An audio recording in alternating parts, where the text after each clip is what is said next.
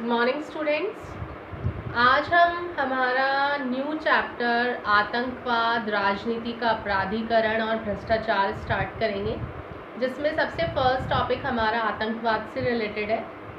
देखिए, आतंकवाद जो है वो एक विखंडनकारी प्रवृत्ति है जो कि प्राचीन समय से लेकर के वर्तमान तक अगर अपन देखें तो किसी न किसी रूप में विद्यमान है। आतंकवाद जो है ये विश्व शांति जो है उसके लिए एक खतरा है और वर्तमान में पूरा विश्व जो है वो इससे प्रभावित है। ऐसा कोई भी देश नहीं है, मतलब अपन ये कह सकते हैं कि विश्व का लगभग हर देश जो है वो आज आतंकवाद की समस्या से प्रभावित है और भारत जो है वो सर्वाधिक प्रभावित जो देश है आतंकवाद से उनमें से एक है। अगर आप देखेंगे तो आज विश्व में जो इस्लामिक आतंकवाद जो है वो एक गंभीर समस्या के रूप में उभरता जा रहा है। अब सबसे फर्स्ट जो आता है वो आता है आतंकवाद का अर्थ क्या है। देखिए, आतंकवाद जो ये शब्द है आतंक, ये आतंक शब्द जो है ये अंग्रेजी शब्द जो है टेरर,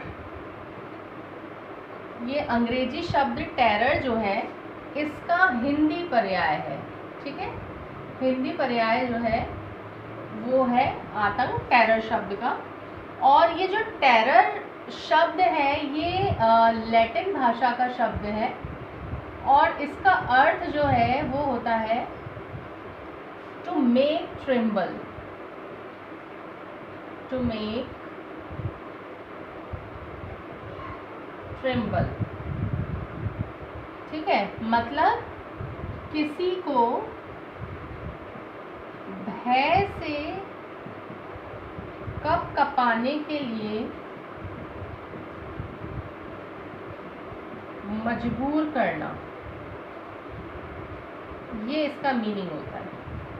किसी को भय से कपाने के लिए मजबूर करना। जो ओ दिमेरस है उन्होंने कहा है कि आतंकवाद जो है वो एक विभ्रम है, ये एक मनोवैज्ञानिक हमला है और इसका जो लक्ष्य है वो मनोवैज्ञानिक परिणाम प्राप्त करना होता है। मतलब अगर आप देखेंगे तो आतंक जो है, जो डर होता है, जो भय होता है, वो अगर आप देखोगे वो हमारे मस्तिष्क में होता है, माइंड में होता है। हमको कोई चीज़, अब सब कहते हैं कि गोस्ट है, भूत है।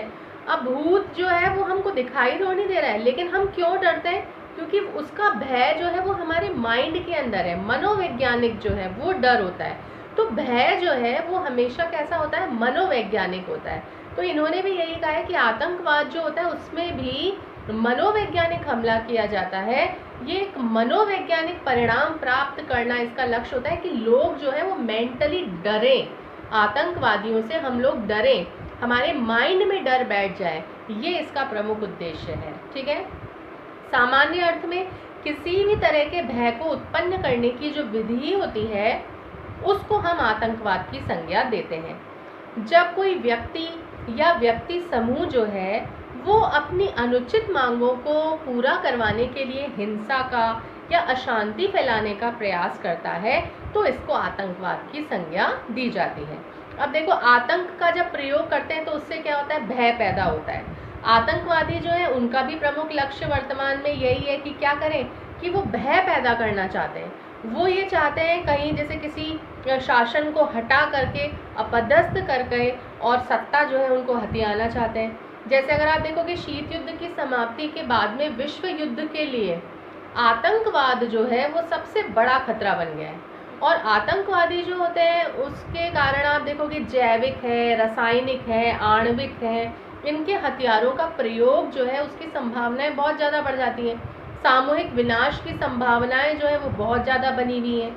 तो व्यवहार में आतंकवाद जो होता है वो कई बार गरीब का शक्तिशाली के विरुद्ध हथियार बन जाता है, तो कभी धर्म की सत्ता या धर्म की रक्षा का हथियार बन सकता है। तो मतलब आतंकवाद जो है उसको कभी धर्म के नाम पर और कभी गरीबी के नाम पर इसका प्रयोग जो है वो बहुत अधिक किया जा रहा है। अब अगर अपन बात करें कि ये भारत में कहाँ कहाँ पर ज़्यादा हमें आतंकवादी गतिविधियाँ देखने को मिलती है, तो झारखंड है, बिहार है, जम्मू कश्मीर, असम, पंजाब, छत्तीसगढ़, महाराष्ट्र, यहाँ पर अगर आप देखेंगे तो बहुत सारे आतंककारी गुट जो हैं वो सक्रिय हैं। और कश्मीर के अंदर भी अगर आप देखें तो जो वहाँ पर जो आतंकवाद है उसका जो मेन रीज़न रहा है वो वहाँ पर धार्मिक कारण रहा है। और यहाँ के जो आतंककारी हैं उनको अगर आप देखोगे तो पाकिस्तान जो है उनका बहुत अधिक समर्थन मिल रहा है।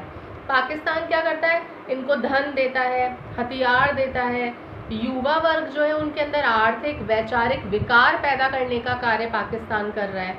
और कश्मीर के अंदर जो युवा हैं उनमें अगर आप देखेंगे तो धार्मिक कट्टरता की भावना पैदा करने की कोशिश की जा रही है और ये प्रयास किया जा रहा है कि इनको राष्ट्रीय धारा से दूर किया जाए।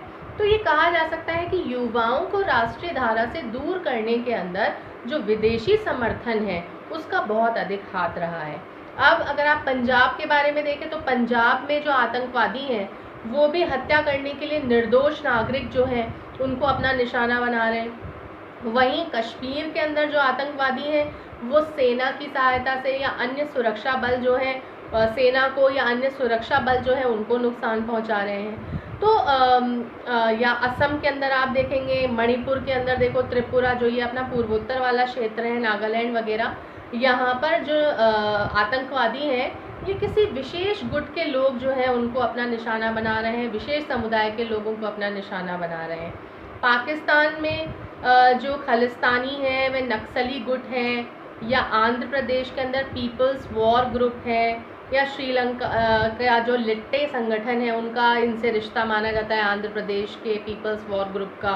तो इस प्रकार कहने का मतलब ये है कि प्रत्येक प्रांत जो है उसके अंदर ऐसे आतंकवादी गुट जो हैं वो सक्रिय हैं जो कि विदेशी इशारे पर आतंकवाद की जो कार्यवाहियां हैं उनका संचालन कर रहे हैं।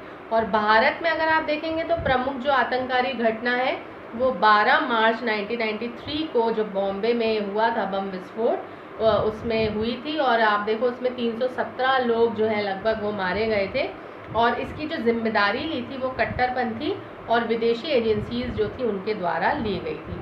तो कहने का मतलब है कि सांप्रदायिकता, पृथकतावाद और आतंकवाद एक दूसरे से घनिष्ठ रूप से संबंधित हैं। ठीक है, थैंक यू।